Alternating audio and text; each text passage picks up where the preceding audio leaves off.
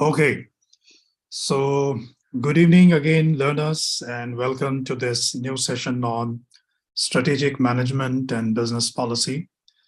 We will continue our discussions today also on the strategic choices which is available to the organization. And in strategic choices, today we will again have some couple of models to study and how those models can be deployed to gain the competitive advantage. So here we go. The first of the models is called as competence development model. It is also termed as Ansoff's model, named after the management scientist named Ansoff, who gave this particular matrix. And it is also called as Ansoff's matrix or competency development matrix. Here, what we do, we plot markets versus products. So we have existing products, we have new products, we have existing markets, and we have new markets. So either or, you can exchange the axis also. Here, the products is on the x-axis. You can put the markets on the x-axis, and markets is on the y-axis. You can put products as well also on the y-axis. So it is interchangeable. So there is nothing hard and fast that markets has to be on the y-axis and product has to be on the x-axis. As it is a matrix, 2x2 matrix, so you can always interchange the labels, markets and products. So let us look at the first quadrant, which is existing product and existing markets.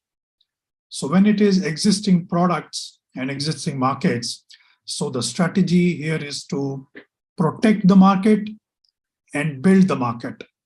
So here you will protect your market share, and whatever market share you have, you will try to further deepen your market share. So the terms used here is consolidation and market penetration. Consolidation is that you would like to further improve your market share. You would further like to gain more and more new customers, more and more new markets for your existing products in the same geography. Second, you can do market penetration.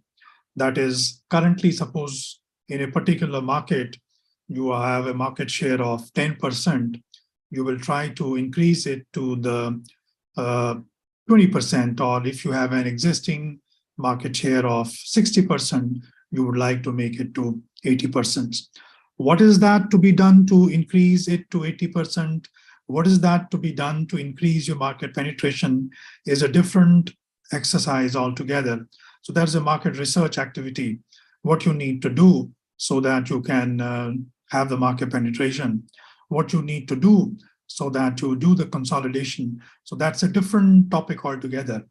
But here, as a strategic choices which are available to you, you can use this matrix to take advantage of the current products in the current markets. So that is either you protect or you build the markets.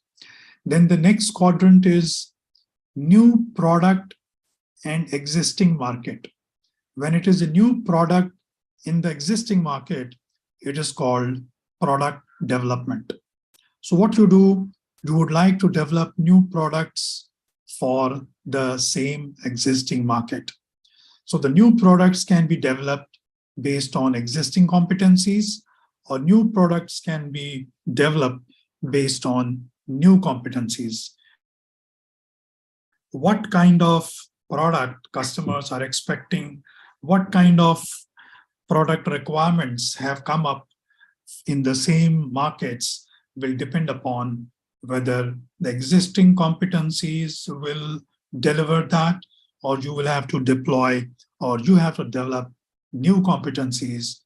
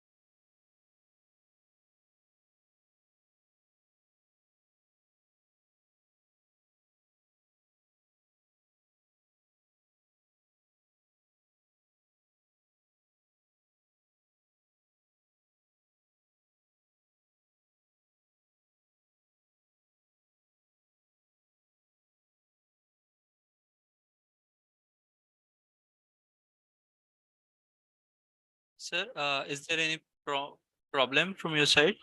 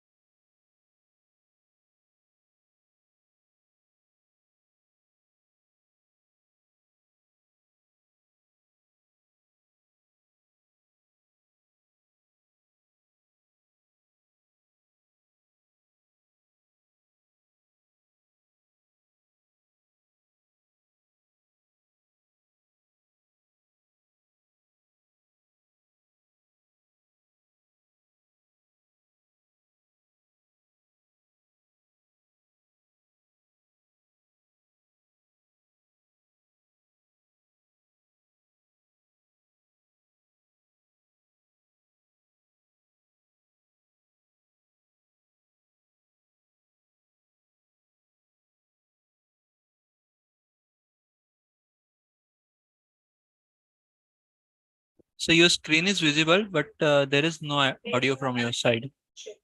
Could you please unmute yourself?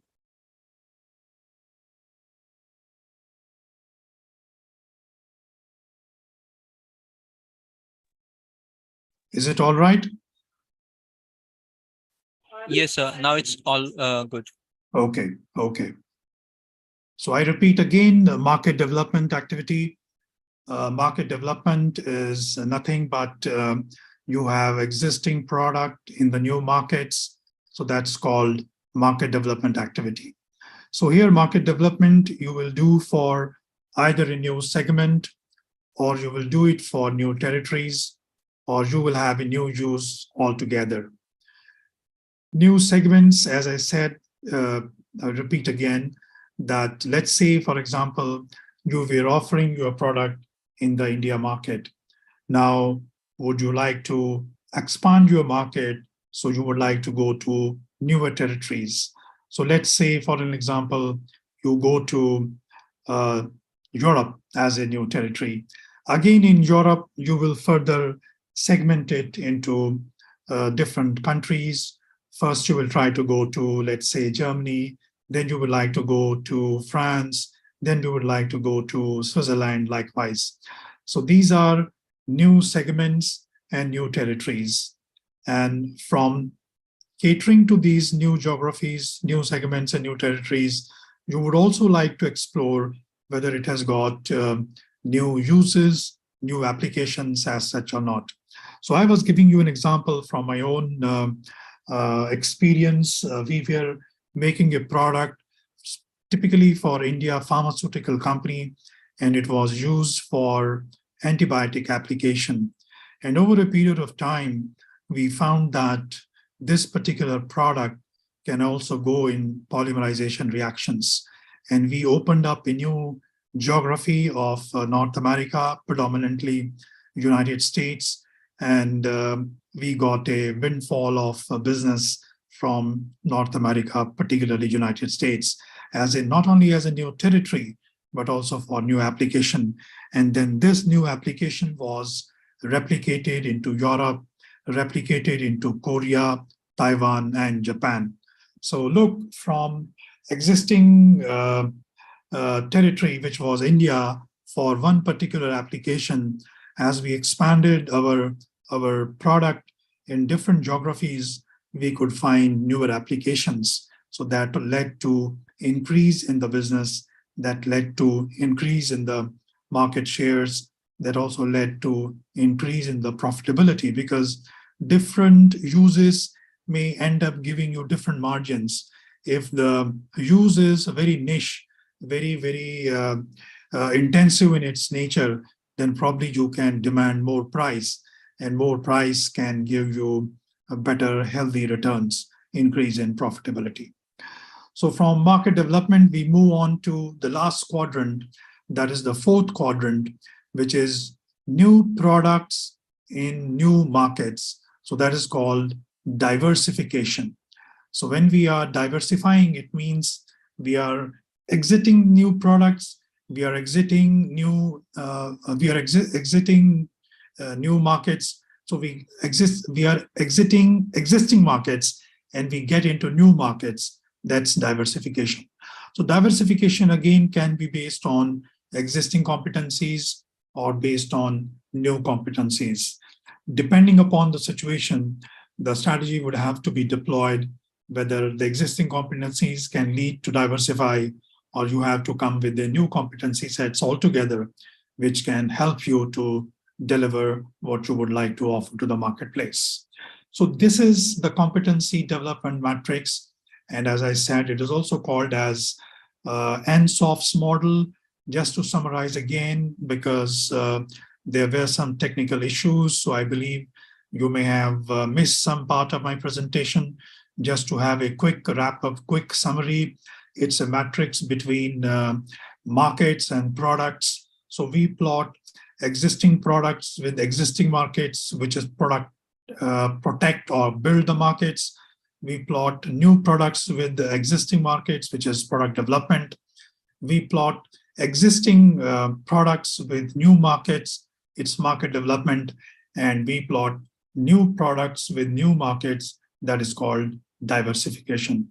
Based on which matrix we are, whether it is protect or build, whether it is product development, whether it is market development, or whether it is diversification, you will have to deploy kind of strategies so that you stay ahead of competition, you are able to gain competitive advantage. So this is competency development matrix. We have some more alternate strategies also, which can be helpful to you by way of either internal development. Now, internal development is organic development process whereby you can choose a business to develop a new market through product development process, or you choose to develop the new markets by themselves. So let me dwell a little bit more on organic development, the word organic development. Now, let's say, for example, you are doing a business of 1,000 crores, and as per the strategic map or strategic vision, you have said that in next 5 years, I would like to double my revenues. So let's say, as I said, you are doing 1,000 crore business. So by next 5 years, you should be doing 2,000 crore business. Now it's a very humongous task. Adding 1,000 crores in 5 years is a challenging task. But definitely as a strategist, as a strategic planner, you will have also done deep diving and try to assess what are the various options available to you which can lead to generating 1,000 crore of new business. So one of the strategic options which you would have opted for would be organic development.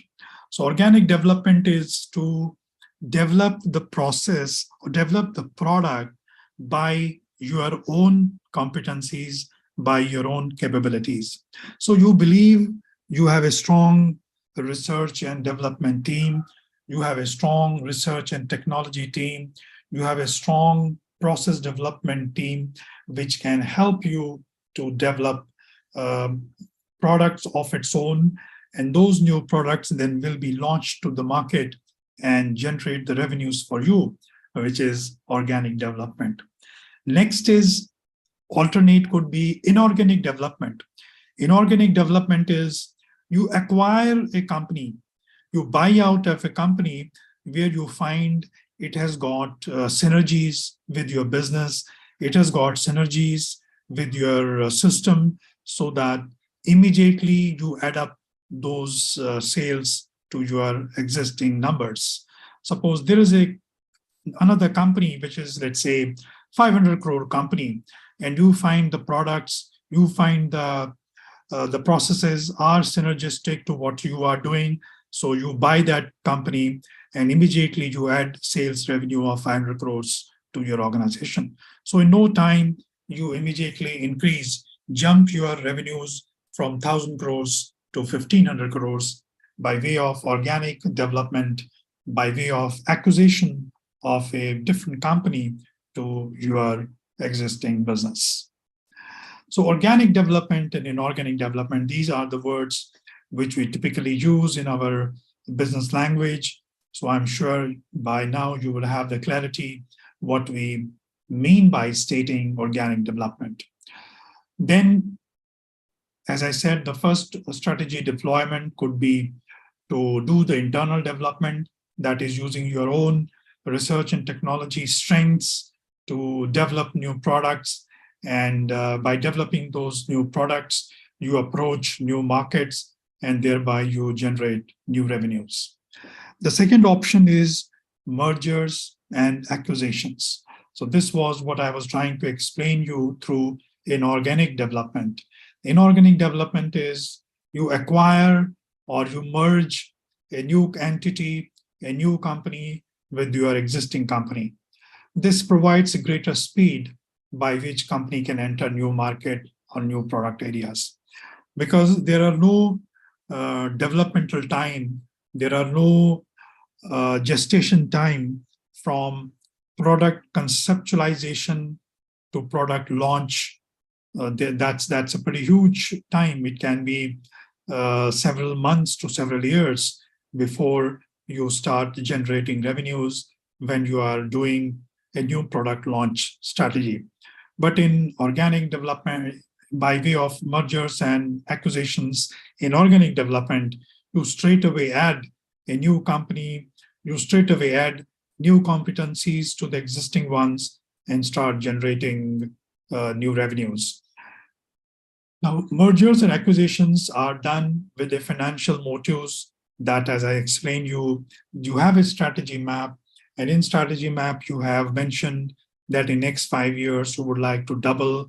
And as I said, from the existing 1,000 crores, you would like to become a 2,000 crore company, and it has got a financial motive because you would like to grow.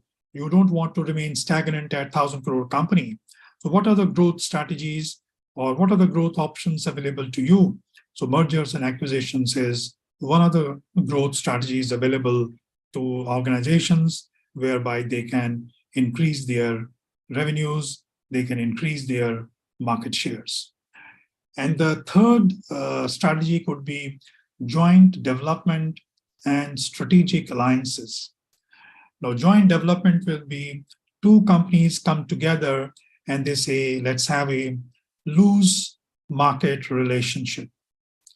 So instead of competing, they would like to have a sort of understanding that you enter into these geographies and we will enter into other geographies. So let's say you are competing with a company based in United States, and both Indian company as well as a United States-based company would like to enter into Europe as a new territory. But here what you do, instead of competing with each other, you come into understanding where you say, look, rather than competing and destroying the value of the product, let's have some kind of a understanding. So out of certain countries, part you give to us, part will be handled by you. So that way you enter into a loose market relationship whereby you do not compete, but you agree that from the Europe, the existing markets, you have these many countries under your belt, and I will have these many countries under my belt. And instead of competing, we would independently develop and have a non-competing business model, which will help to grow our business. Second is contractual relationship. Now, suppose same example we would like to extend. Now, the US will say that I don't want to enter Europe altogether, but let us have a contract kind of a thing whereby you give me certain margins on the sales which you do in Europe, so that there is no competition. There's a win-win situation. I also earn, you also earn, you also have a fair, decent returns on the sales which you do in new territories, and I will also make a little bit of margins through this contractual relationship. Third could be formalized ownership relationship. Now, here the two companies can come into a formal agreement stating that this geography will be handled by you and this geography will be handled by me. This is from the geography perspective. Second, it could be from the product perspective as such, that I own the product and you do the marketing. So if I own the product, then I should be entitled to certain fees, certain commission, certain royalties for the developmental work which I have done, and I should be paid for that. And you can get into the markets and territories, whatever you would like to have, and you can generate your sales. So those are another form of alliances whereby there is a formalized ownership relationship on the products which you sell into the market. And the fourth one could be formal integration. It's a loose form of merger and acquisition. You integrate that product into your own basket, and then depending upon the agreement, you try to part away with certain money to the other owner, and you start doing business. So these are some of the other alternate methods to have the strategy development for the products and the markets. So this was competency development matrix. And now we move on to another model, which is called corporate financial strategy.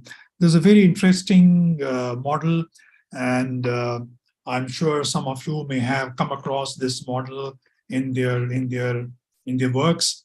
But today, let's understand it more holistically. What do we mean by this particular model, which is also called as growth share model?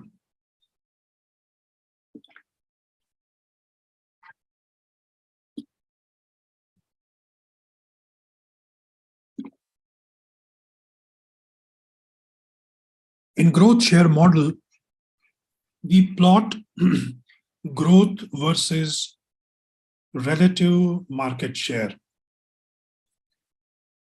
The growth or the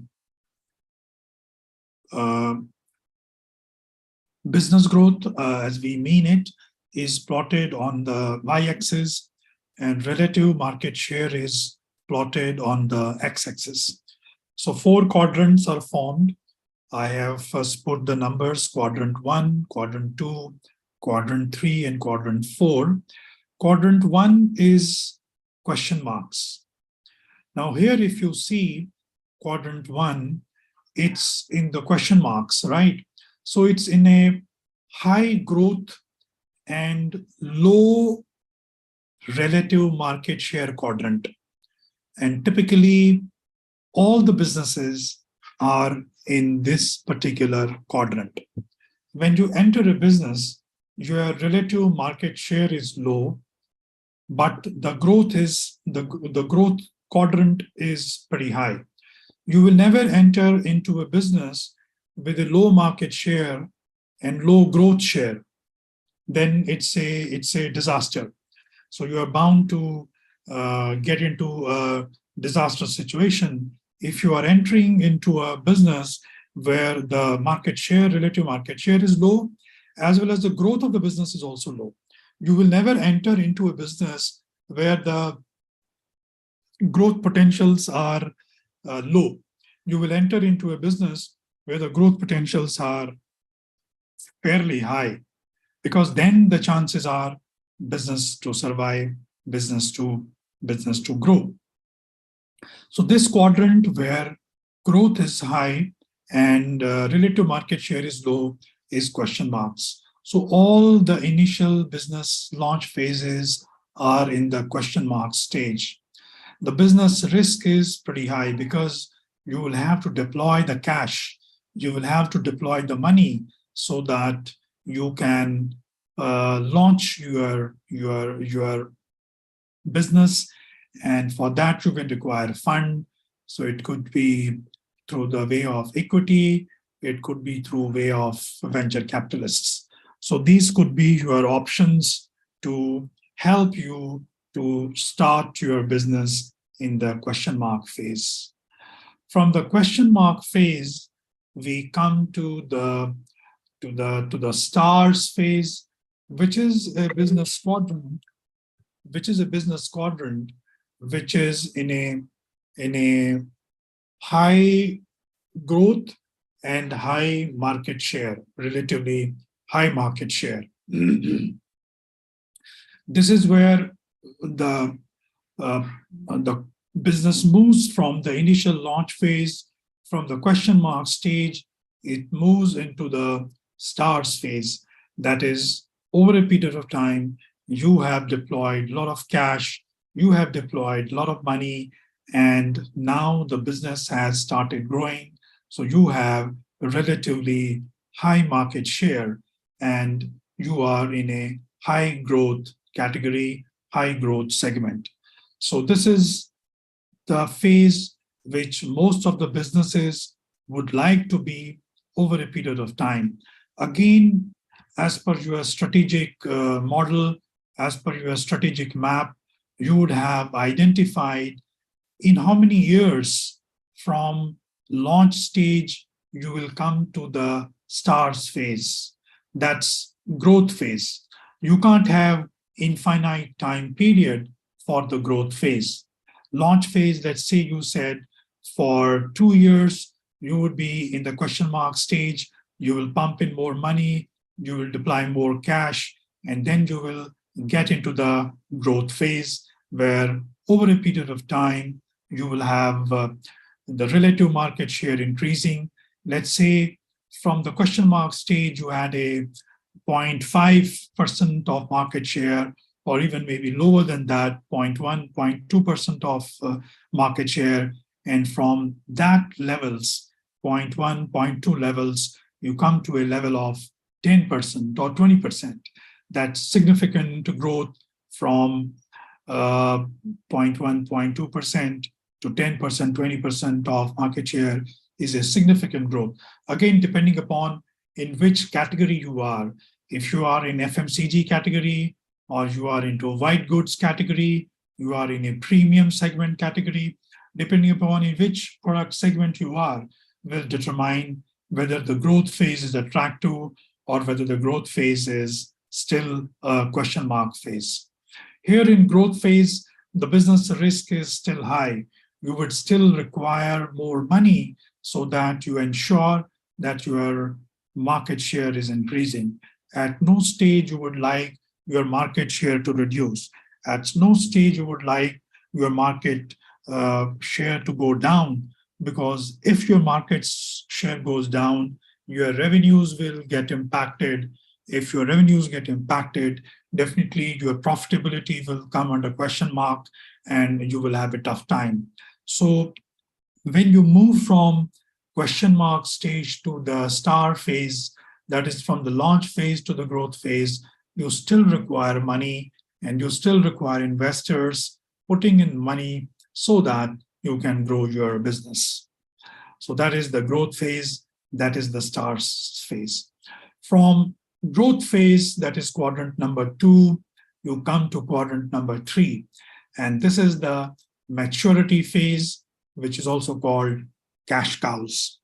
All businesses over a period of time enter into a mature phase.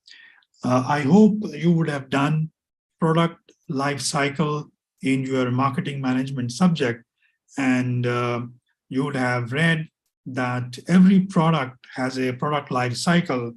It starts with the introductory stage, then growth stage, then maturity stage, and then the decline stage. So it has 4 phases.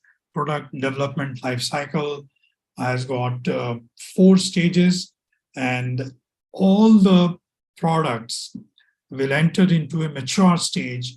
And from the mature stage, they eventually go into the decline phase, and eventually they die out. Now, here as a strategist, what are you supposed to do so that product does not die? What are you supposed to do as a marketing manager that product continues? Because it is the phase where you would like to generate a lot of cash.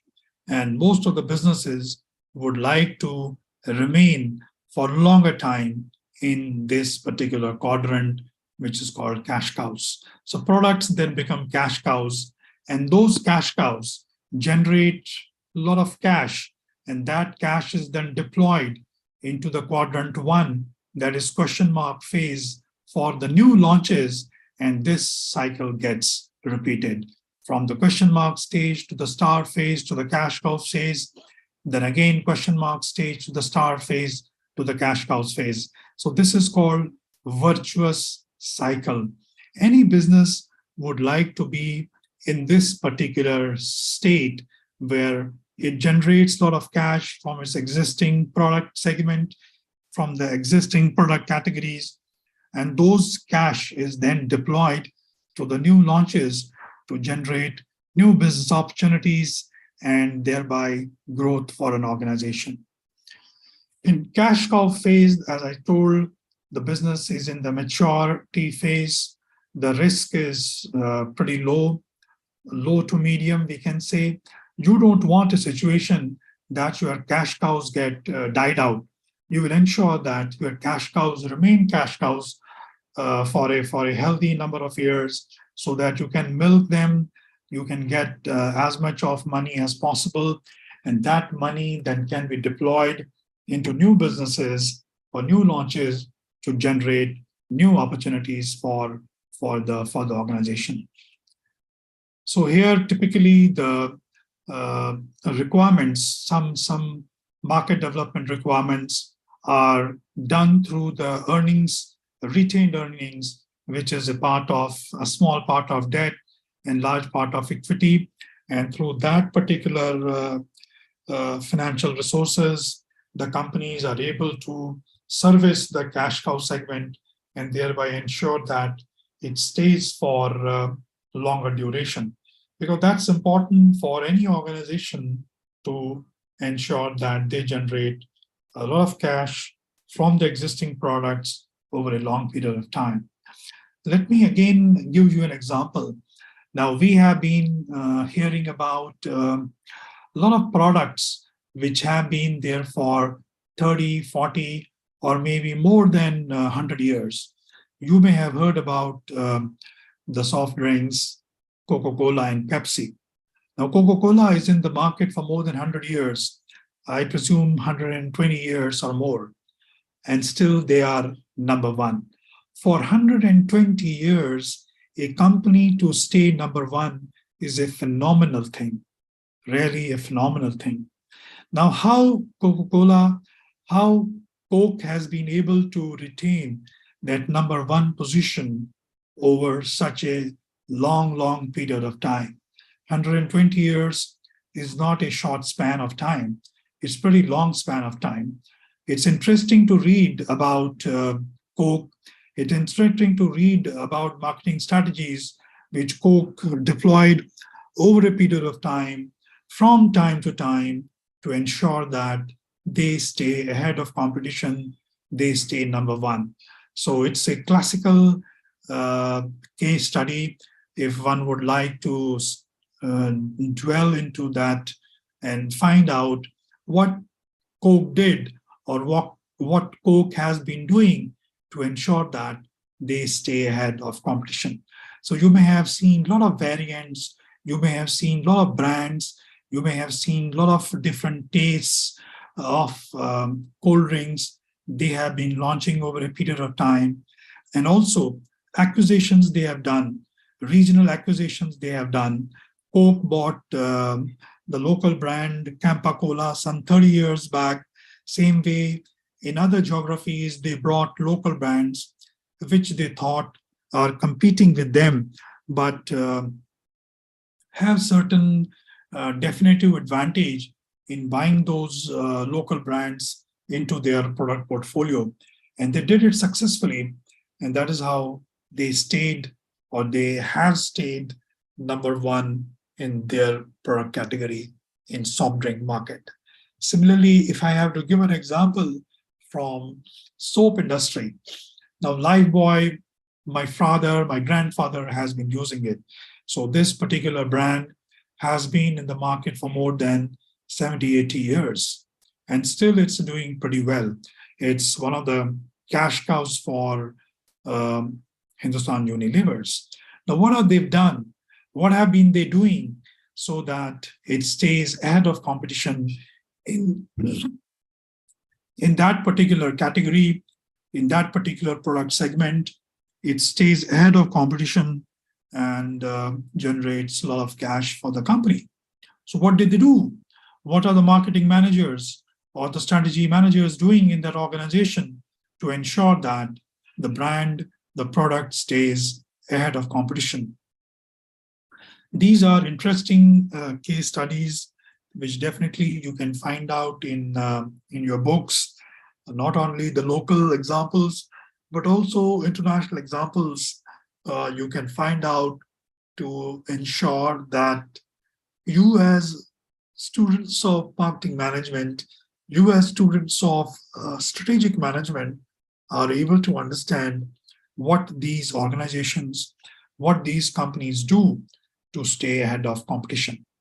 So in brief, any organization would like to be in a state of cash cows so that they generate enough cash, they generate enough money, which helps them to grow in terms of newer products, newer launches. Now, the question which I wanted to ask here is, if from the product life cycle, we have seen that it is in the typically 4-stage process: the launch stage, growth stage, maturity stage, and decline. It then dies out. So that is what, when we move to the 4th quadrant, which is called the dogs, that quadrant is called dogs, which itself is self-explanatory. It's in the decline phase. The business has got matured, and it has got enough matured that it is not able to generate enough cash. That is in the decline phase. Here, the financial risk is high because the cash cow has become dogs. So if you try to assess each product as a cash cow, how much of cash it was generating, and after it becomes a dog, what kind of losses you are going to have. So if you quantify that, it will define how much of financial risk the business has got. Though the business risk is low because you are in a medium to low growth share market, but the financial risk is high because you are completely going to lose that much of cash which it was generating when it was in the cash cow phase. So you will again try to service it by way of debt, but again, as a strategist, you will not simply deploy money. You would again like to assess the situation. You would like to comprehend it in a very holistic manner, whether I should be deploying money to make it either a cash cow or make it a question mark stage or bring it into a star phase, depending upon how the outcome is. But as a strategist, You will have to stay very, very alert so that none of your business comes into the dog stage. But some businesses will happen because every product has got a life cycle. And when it becomes in a declining phase, what you need to do so that before it gets completely died out, you are ready with your new launches. So that is where companies have kept a robust product pipeline. So the new product pipeline has to be ready. And as a marketing manager, you need to be very, very assured about your launches, that in next 3 years, next 5 years, next 10 years, how are your new product launches shaping up? How are your new product launches going to take place? And what sort of new revenues they are going to generate? Because as a business managers, you would have to give a management a pretty perspective about next 5 to 10 years. What are you going to do in terms of your business? First, you will try to ensure you generate business from the existing product pipeline, whether, as we saw in the earlier model, whether it will be from the market penetration strategy or whether it will be from the market development strategies. You would like to generate a lot of money through your existing products. Then you would have to explain that my growth has to come from new launches. So that means you would be ensuring that new products are identified, new product launches do take place as per the timelines so that it matches with the growth strategy which you have devised for the organization. It means then the product development have to take place in a very holistic manner. Product development has to take place in a very comprehensive manner so that the new product launches start generating money for you in such a manner it is timed pretty well with your business strategic plan, which talks about the revenues which you are going to generate in, say, next 3, 5, or 10 years, depending upon what kind of proposal you submit to your management, what type of proposal you submit to your leadership team, and how accepted that proposal is will depend upon what kind of strategic pathway, what kind of strategic mapping you have done in terms of market development, in terms of market penetration, in terms of product development, so that you stay ahead of competition and your business is successful. Your business thrives even if the competitor is not doing well. But we as business managers have well charted out plan which ensures us that we are able to grow in times to come. So both these models are pretty important as a student of strategic management, as business managers. And I'm sure when you go back, you would like to assess your businesses where you work, what is your current status, and how you would like to plot them in these quadrants. And you will see, are you spending more time on a product segment which is in quadrant 4, or you are spending more time on product segment which is in quadrant 3 or 2 or 1.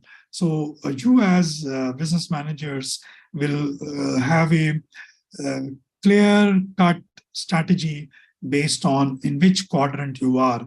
If you are in quadrant 4, then you need not to spend much time. You will have to spend time on quadrant 2 and quadrant 3. If more number of products are in quadrant 1, then you will have to spend more time in quadrant 1 to ensure that those many products get shifted to quadrant 2 and thereby from quadrant 2 to quadrant 3. And overall, they generate a lot of money, a lot of cash for you. So as students of strategic management, I'm sure when you go back, you will definitely take up your businesses and plot them on growth share matrix and see where your businesses are and where actually you would like to be. And based on that, the strategies can be devised. Based on that, strategies can be thought about. One can think about what I need to do to grow my business so that I stay ahead of competition. So this is for today's session.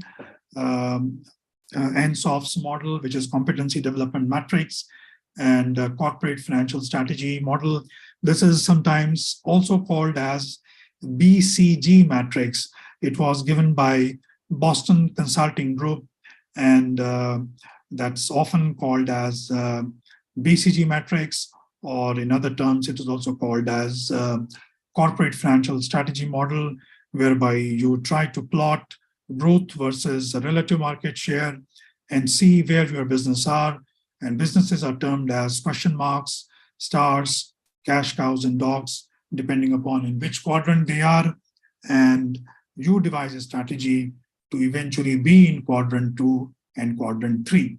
That's where you as a business managers would like to drive your business and stay in those quadrants which are healthy from the business perspective, which are healthy from the growth perspective.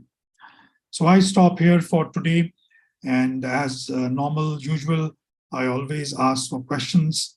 So I will be more than happy to take questions over here for any clarity, for any clarification.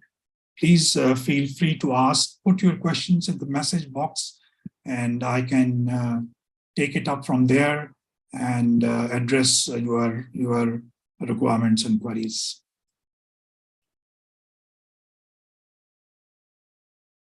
Oh, now there is a question, which quadrant does Byju's fall in? In my mind, Byju's are still in quadrant 2, which is stars. The market is in the growth phase. It's still growing.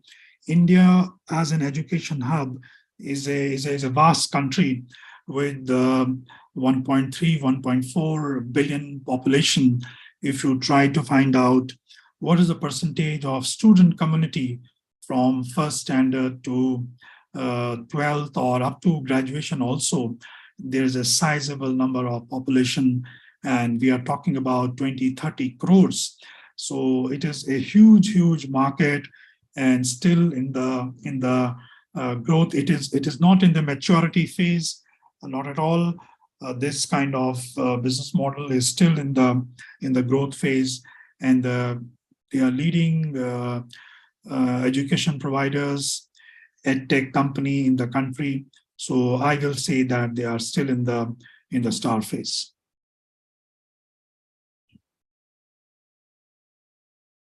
Any other questions?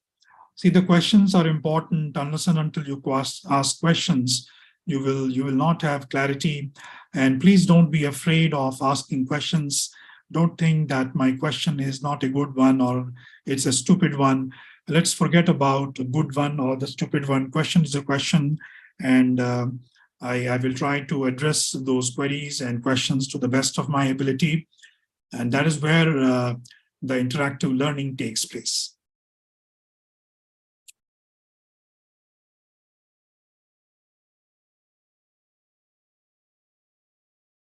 Yeah.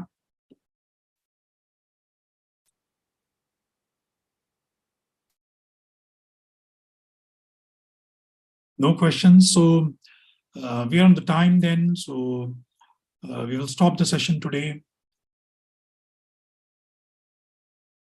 Now there is one question, shakeout phase. Shakeout is a term that's not a phase. When you understand the BCG model, the BCG model will talk about question marks and stars. Now, if I have to cite an example of shakeout is that companies are not able to successfully move from question mark stage to the star stage.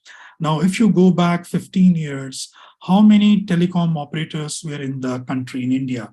There were more than 10, 12 telecom operators. Now, everybody was in the question mark stage. The relative market shares were low.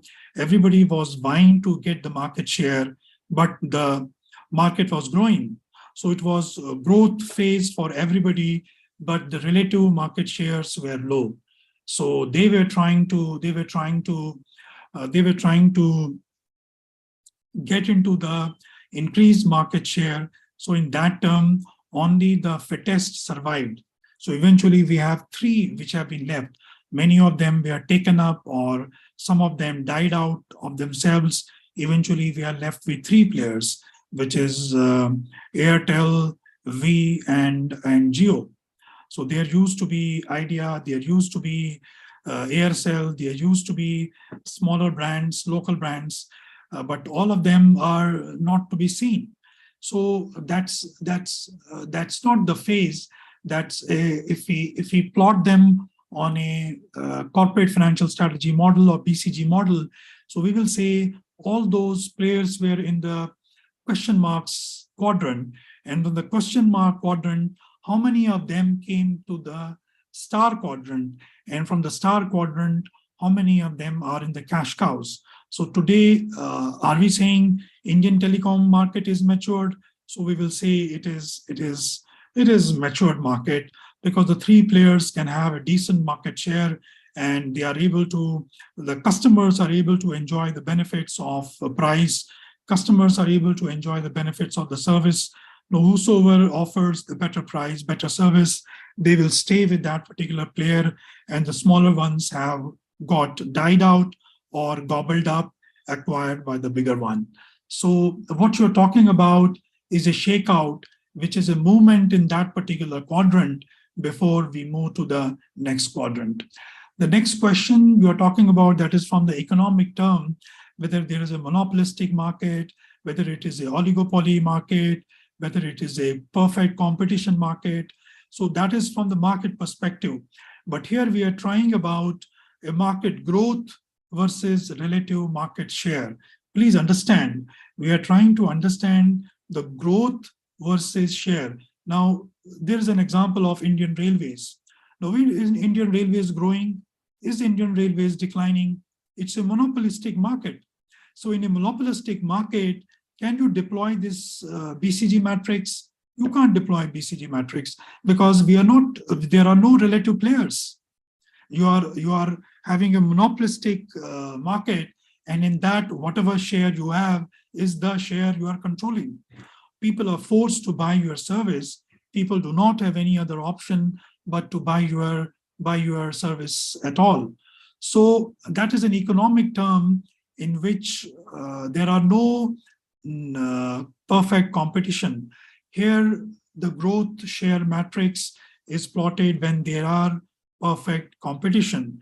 There are large number of suppliers, there are large number of buyers. So when you have large numbers of buyers, large number of suppliers, then you are in a perfect competition. Then there is an intense rivalry between the players for the market share, for the growth. Then this model is applicable. You can't apply this model to Indian Railways. There is no relative market share. There's a monopolistic market situation. I hope I'm clear. So we are up the time now. So I call it a day now. So wishing you a very happy evening to all. Thank you.